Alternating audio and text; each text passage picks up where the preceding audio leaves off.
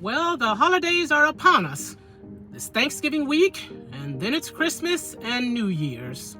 It's that time, a time that a lot of people who live in a vehicle just dread. I've spent 10 holiday seasons as a solo nomad, and I want to share 8 strategies that I have discovered and use to make the holidays brighter.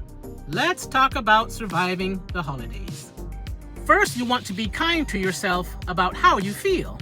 If you're sad, angry, or just numb, those feelings are valid. The holidays amplify those feelings of loneliness, and pretending you're fine doesn't help. I give myself permission to feel however I feel since it's valid. Sometimes I cry, sometimes I just want to be alone, sometimes I just want to hide. Some years I'm okay, but both are actually fine if you use these 8 ways that I've learned to care for yourself during the holidays.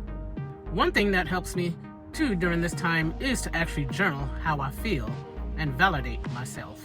Sometimes just getting it out of my head will make me feel a little bit better. It actually makes it less overwhelming.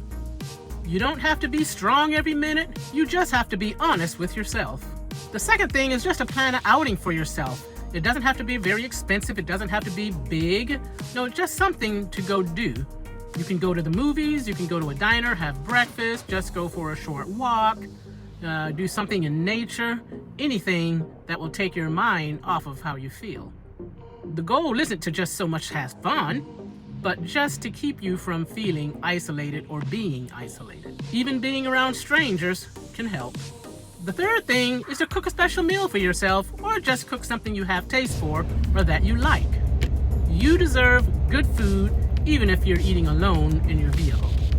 Pick something that brings you comfort, not necessarily the traditional holiday meals.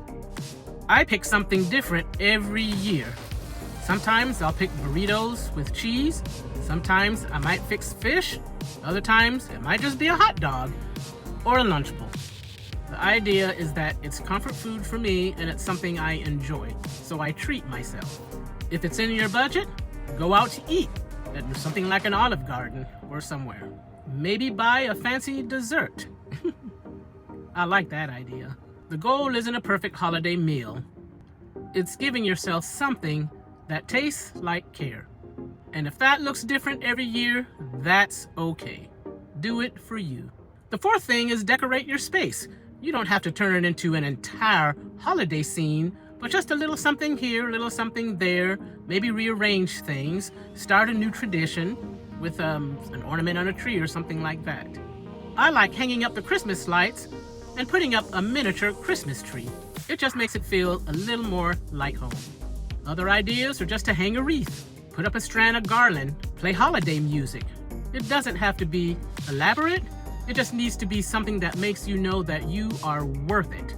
It's just to remind yourself that you're worth the effort of making your space special. The fifth thing is maybe to watch holiday movies. This sounds simple, but it works. Holiday movies create a sense of normalcy and routine. It's something we're used to, even if your circumstances aren't normal. I usually download movies on my tablet or my phone so I don't have to worry about a connectivity issue later on. That way, I can just look at it from my phone. I might make popcorn or hot chocolate or have some type of holiday candy or something. Then I just sit back, relax, and enjoy the movie. The goal is to give yourself something to look forward to. Telling yourself tonight I'm going to watch a movie is a plan, and a plan helps. The sixth thing you can do is volunteer to help someone else. Sometimes this is very difficult if you're struggling yourself, but it generally breaks up that cycle of isolationism. I'm not saying you have to volunteer at a soup kitchen for 8 hours or stand on the street corner with the homeless, but it's just find something to do where you do something kind for another person. You know, maybe buy coffee for the person in the line behind you. Maybe leave a kind comment on somebody's social media page. Donate $5 to a charity you care about.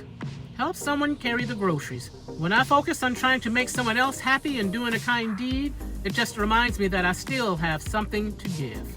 I have something to add and that I am relevant. You know, sometimes the person working behind the register or behind the register at the gas station, they could be feeling just as lonely too, even though they're surrounded by people. So just saying hello, having eye contact can make their day. A genuine "how's your day going" can be good for both of you. You don't know what kind of conversation you may strike up. You don't have to try to save the world, you just need to remind yourself that you're still connected to it. The seventh thing is to do something kind to yourself. It doesn't have to be anything related to the holidays whatsoever. This is about treating yourself like you care about yourself. For me, it may be just going on a small scenic drive, or either just taking a nice long shower with some aromatherapy shower gel from Bath & Body Works or somewhere like that. Other ideas is you can just take a nap, buy yourself flowers, buy yourself a card, send it to yourself. You can always write a letter about what you're proud of with yourself this year. Always celebrate those small victories.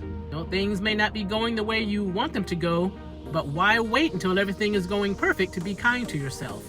Be kind to yourself starting now. The eighth thing is to maybe start a brand new tradition, something you've never done before. This is about creating something that is truly yours and yours alone. It's not something that you're doing because society says to do it or that it's tradition. One of my traditions is New Year's Eve. I always want to make sure that I'm in my own space to celebrate the new year.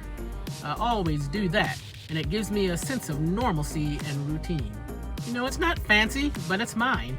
And while I'm cheering in the new year, I might eat a piece of candy. I may not need the piece of candy, but it's just something fun. Other things is you can write a letter to yourself on Thanksgiving, watch the same movie, always buy a new Christmas ornament, or take a picture of the Christmas ornament. Start a photo journal. Make a playlist of songs that make you feel good. Your tradition doesn't have to make sense to anybody else. It's just something to anchor yourself with. It's a place to go back to. You're not trying to create what you lost. You're just building something new that fits the life that you have now. The truth is that the holidays can be hard.